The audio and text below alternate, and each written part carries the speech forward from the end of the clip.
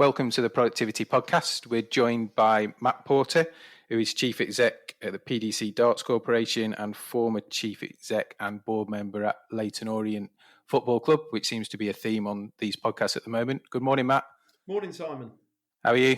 Yeah, doing well, thank you. Doing as well as can be expected under the circumstances. Hope you and everybody listening in is too. Thanks. So it'd be good for you to give a bit of background for those that aren't familiar with you of your career and how you ended up at PDC Darts.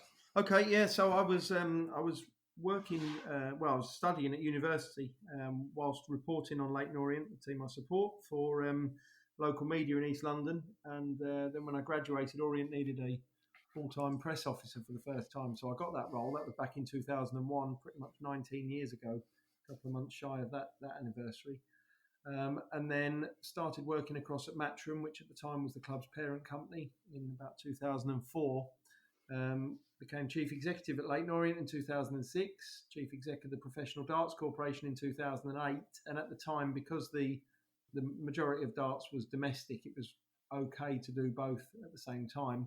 And the club was not as big as it is now in terms of infrastructure. But by the time I left Orient in 2014, when Matchroom sold it, then it was a different operation, and also the darts was much more global. So probably running both long term wouldn't have been sustainable anyway. But then obviously what happened at Orient, and I carried on working on the darts and some of the other stuff at Matchroom. And then back in 2017, I worked with originally Nigel, and then when Kent came on board, him and the other members of the consortium as well, to get the club back in what we hope are considered to be safe hands, and take it from there. Well, it's good to have you back on board. For the last couple of years, we've had some highs and lows, but I think that's the Orient way. And nice to have you back in the frame. Thanks very much. So we're looking at productivity, and from your point of view in a professional sporting capacity through PDC and Orient, how does it kind of feature in your considerations from a professional sporting point of view? I think productivity can be measured in so many different ways, can't it? But the key, I think, to anything that you deliver in a sporting arena is obviously the result that the team or the individual who's partaking achieves. But behind that, there's so many other different KPIs and measurements and barometers for not just success but effort as well. And I think you can look at it from so many different angles. I mean, in the current climate, for example, people are rewriting rule books. We have to be creative, we have to be innovative, we have to think about our commercial relationships and how we can deliver as best we can to commercial partners at a time when the traditional routes for doing that are closed in most cases. So we need to use digital platforms and modern technology to the best of our ability to try and write new rules and new methods for delivering, and it's been a challenge, but an interesting one, probably one we don't want to have to go through too many times if we're brutally honest, because of everything that's going on with it. But nevertheless, it has been interesting.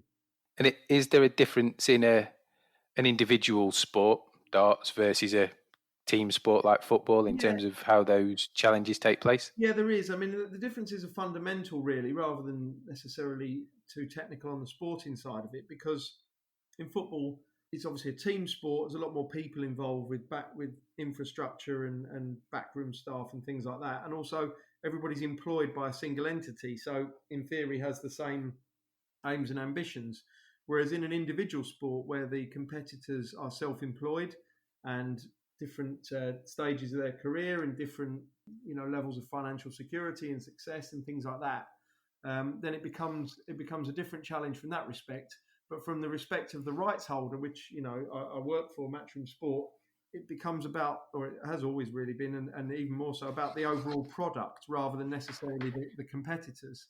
For example, on events like darts, snooker, boxing, the challenges are: do people come to see an individual play as they do with their favourite team, or do they come to see the event? So that I think they're the main differences, really. And some individuals must make the event, if that makes sense, in some of those sports. In boxing, you sell tickets off the back of, and people watch TV off the back of the name that's competing. Whereas in darts, for example, people come more so because of the event. Obviously, they have an expectation as to the standard of competitor they're going to see. But when they're buying tickets 6 months in advance of the event date and they haven't seen the matches that have been announced because they don't even know who's qualified for that event, that shows the strength of the sport. And in some ways, that makes things a little bit easier because you're selling a good product. Whereas in a sport where you're selling an individual, if something was to take a downward turn for that individual, then it can become more of a challenge. So that makes sense. So the power of the brand isn't reliant on the performance of the individuals. That's exactly right. Yes, exactly right. I mean, names in sport like PDC, WWE, PGA, those sporting brands, if you like, sell off the back of what people's expectations are for the overall product rather than necessarily for the individual. Whereas if, for example, you went to watch an Anthony Joshua fight, whether he was fighting for a WBC belt, an IBO belt, Ring Magazine belt, or whatever belt he was fighting for, wouldn't be your primary concern. You wouldn't say, I'm going to go and watch a WBC championship fight. You'd say, I'm going to go and watch Anthony Joshua v whoever he was fighting. So, there's different scenarios there. And you can have some events that cross both over. Maybe say tennis, for example. People will enjoy the occasion of going to Wimbledon or whichever event they're going to. But in the same vein, they probably, would be more inclined to go and watch Roger Federer or Novak Djokovic or Serena Williams. Yeah, and then clearly you've got challenges if those individuals are injured or have a downturn in form. I mean, it can be a snooker. I know, when Ronnie O'Sullivan or Mark Selby are eliminated from tournaments early, Judd Trump, it can cause a downward turn on TV viewing figures. And we have a little bit the same with darts. If Michael van Gerwen, Peter Wright, Gary Anderson, etc., all go out early. Now, don't get me wrong, you'll always have a core audience who will stick with it. But in terms of attracting the neutral, then that star quality that the elite names in the sports bring to the arena, that is, that isn't to be underestimated. So in terms of the businesses you're involved in, what are your biggest productivity challenges from kind of balancing the spectacle and the environment and creating the buzz of that event versus the cost of putting the event on and getting the right people there? Yeah, I think the challenge is always to make sure that the event evolves and doesn't become stale. You have to deliver what people want rather than what you want to give them, if that makes sense. I think too many sports are stuck in a traditional mindset. They're stuck in this is what we've always done way of life. They're maybe run by committees who are governed by self-interest, and they're not looking and listening to their fan base and their potential fan base, because you can take your existing fan base for granted, but if you don't service it, then it will disappear or drop off over time, and you may struggle to recruit replacements. So retention is as important as recruitment. And I think when you look at that from an overall sort of productivity perspective, you're looking at it and saying, are we producing a product that we've evaluated the market and its demands and its requirements, or are we producing a product that we're comfortable just doing because it's what we've always done? What drives the biggest cost in some of your businesses? Is it the individuals or is it the venues? Yeah, I mean prize money and staging, are obviously key. Well, the most significant cost, because when you're dealing at an elite level in high-profile sports, people are expecting to be paid hundreds of thousands, or in some cases millions of pounds. So that's a big risk. Can be a big risk. You can involve that person in the risk. Make them part of the show, part of the business behind it, and make them incentivized to deliver a profit as well. Also, as I say about the evolution of the product, clearly that brings additional costs with it when you bring new innovations in and take on bigger and better venues and bigger and better broadcasting challenges and international travel and things like that. So as that platform or stage evolves, if you like, so you talked about things getting bigger and better and new innovation coming in, how do you keep control of the cost base? Because the obvious thing to do is push the ticket prices up, but that then really alienates that community that you want to keep coming back. Yeah, we've always looked at it, particularly on darts, as not forgetting where the sport came from, and we've always appreciated the value of having a sold-out crowd and the atmosphere that generates, and not just grown ticket prices exponentially because we felt we could sell them. We've always kept an eye on where we've come from as well as where we're going and where we are now. So I think the the balance is to not be greedy. Make sure that if you're going to make a profit, you take a long-term view and say, okay, let's make a profit for the next 10 years or 12 years, rather than let's really flog it the backside out of it for the next 2 or 3 years. Sometimes that might work in a different environment. If you were promoting a comedian or a band and you felt they had a limited shelf life, you might say, okay, let's really go to town and capitalise on their popularity whilst it's at its peak. But I think with sport, when you're looking to deliver a tour or a series of events and you're looking to do that over a longer period of time, you can't be greedy and you can't take your audience for granted and assume that they'll always have deep pockets and always give you their loyalty. Yeah, especially in maybe future times where things have, at the moment, when lockdown, been virtual, so everything's online. Maybe there's a whole rethinking of how that's broadcast, or there's going to be challenges in that respect. I think 5-10 years ago we all paid £100 a month for Sky or whatever it was, and moaned about it, but didn't have an alternative or didn't look at anything else. But Sky, like every other major platform out there now, is evolving and is looking at the way that it delivers content. And obviously things like Netflix, Amazon Prime, DAZN, which is a sports OTT platform, not yet here in the UK, but they're all at a much lower monthly price. They don't deliver TV, broadband, telephone, or maybe quite the range of programming. But then again, do people want a range anymore? Are people more interested in a vertical where they're interested in golf, so they want to sign up to a golf channel, or they're interested in model railways, so they want to sign up to a model railway channel, rather than a channel that has golf and model railways because they only like one of the two. In the past, there's been platforms out there that have given you a range of sport, movies, documentary, news, entertainment, the lot, whereas now, certain offerings are much more concentrated and go deeper into those fields. Yeah, I think it's interesting because clearly then you've got the ability to sell events. Sky have been doing box office for a while, haven't they? But you've also got the Netflix model of you can sign up for a month or it just carries on. There's no kit to install, so I don't need a bloke to come and put a dish on my house. But also, because technology's improved, you can now offer a direct-to-consumer model as well as a rights holder. You could stream it yourself. You can go through YouTube. You can do it on your own website and your own platform. And because of smart TVs and the way that people are consuming media, you're not reliant on, as you say, a dish on the side of your house. It doesn't even have to be able to be particularly viewable on a 65-inch TV on your living room wall anymore.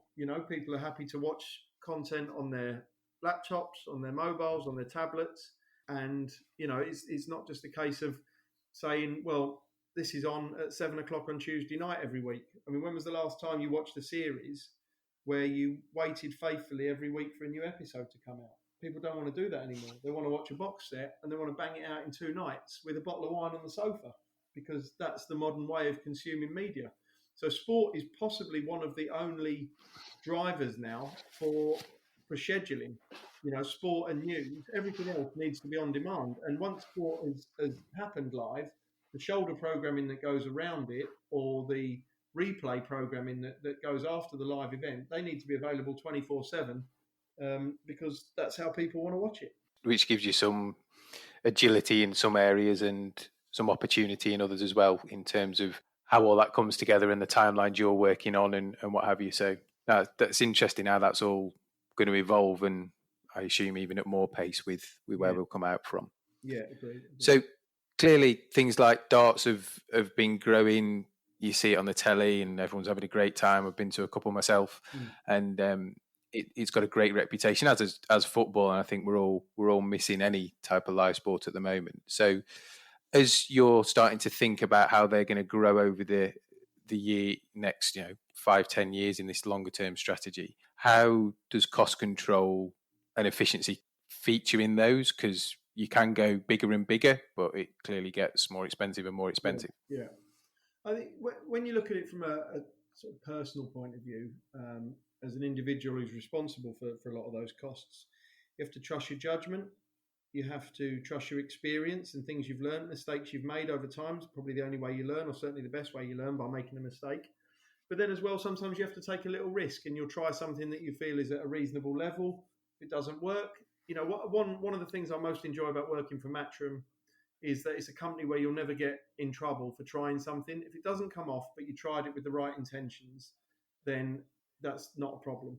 Obviously, if it's reckless or wasteful, then that's different. But the idea is you don't employ people or implement policies that are going to be reckless or wasteful.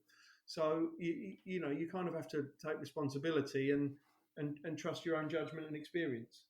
Yeah, it's interesting. It's been a theme on the podcast with various people we've spoken to. Nigel Joey's been a big one about culture, and that challenge culture of challenging upwards, but also working in an environment. And we're seeing it with lots of retailers at the moment where it's fine to try 10 things with the right intention. Yeah. If 6 of them don't work, that's fine. Learn from it and be better. But the 4 that did work and you were agile and you got on with it and did it, you've got some competitive advantage or revenue increase. It's funny, really. I've learned a lot from Nigel in the last couple of years because of the way he really advocates a challenge culture. And to be honest, I've worked for Barry for 19 years and I love him to bits, but it took a while for Barry to come around to that kind of attitude. And he'll admit that himself, that for years it was his way or the highway. And generally, to be fair with Barry, most of the time his way was right and nobody could argue with it, But in recent years, as Matchroom has grown as an entity and the quantity and quality of staff there has improved with the digital age being upon us. Barry's sort of embraced that more, and now he's way more receptive. I've been, if I would have taken an idea to him 19 years ago and he didn't like it, then he wouldn't have necessarily been too keen to try it. But over the last 10 years or so, that has changed, and I've always been confident to challenge him with anything he says that I don't agree with, and found him to be receptive. Even if in the end he'll say, no, we're doing it my way because I'm in charge, that's absolutely fine. Ultimately somebody has to be the boss and the decision maker. Yep. As long as they're receptive and open-minded to ideas, then I don't think you can have any complaints with that. No, and ideas grow ideas, don't they? So as soon as you encourage them to come, there'll be some that off the cuff and brilliant, some that don't make it, but it's the generation of them and they're keeping them coming where you find the one golden nugget in 100. And to give you a good example, at the PDC during this period of restrictions, we've been running an event called the PDC Home Tour, where our professionals have been playing each other in live streamed matches from home every night. It's single camera on their dartboard. It's not the most visual spectacle you'll ever see, but there's good interaction between the players and the hosts, and it's elite players playing top class darts in a competitive environment, albeit a very different one. Now that idea came about because some of the creative minds in our media department work with some of the younger players who share that mentality, that digital first mentality, which people in their 20s and below have now, and formulated an idea that then those of us with a little bit more commercial experience could mould into a product that could be taken out to market. So, that's a pretty good example, I think, of ways in which you can merge that creativity and that commercial vision to deliver something that is welcomed by the market. Yeah, it's amazing in times of darkness how innovation thrives. Yeah. Whether that be world wars or pandemics, it's always, or the hope is that carries on post that and it doesn't get stifled again by bureaucracy or whatever gets in the way in normal times. I think there's a lot more democracy with ideas now, and people are more open-minded, and there's more opportunities. If you have an idea and you can't get it through in the channel that you wanted originally, there are other channels to turn to now, whereas before maybe the idea got stuck in a box at the back of the garden shed. Now it can be evolved in different ways. And there's a quote I've been thinking about a lot lately, which Winston Churchill is attributed to, which was never waste a good crisis. I'm not sure I've got that exactly right word for word, but it's similar along those lines. But the point is obvious. Out of every scenario that brings problems can also bring solutions, and can also bring different ways of working to improve the way that you operate. I mean, our office is out in Brentwood. It's half an hour from Liverpool Street on the train, and another half an hour from central London beyond that. So the days of me going to Shenfield and then getting the train into Liverpool Street for a meeting and then going back again are gone. I've done nothing but spend my life on Zoom and Zencastr and Microsoft Teams and everything like that for the last 6 weeks. So why would I go back to wasting 3 or 4 hours of my day going into town for a meeting when I can do it equally effectively and a lot more quickly on a video call?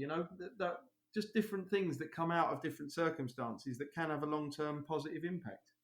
Yeah, and there's all the byproduct of the environment and all the other things that go through it. So hopefully we'll all stick to that. I'm sure old habits die hard, but I would have thought there'd be Don't get me wrong, there will be occasions, of course, where you need to sit around the table together. But just generally, have you got time for a quick catch-up in town?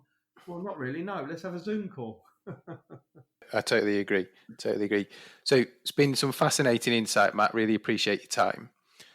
The one thing we're asking everybody that comes on the podcast is, what's the best bit of business advice you've ever been given?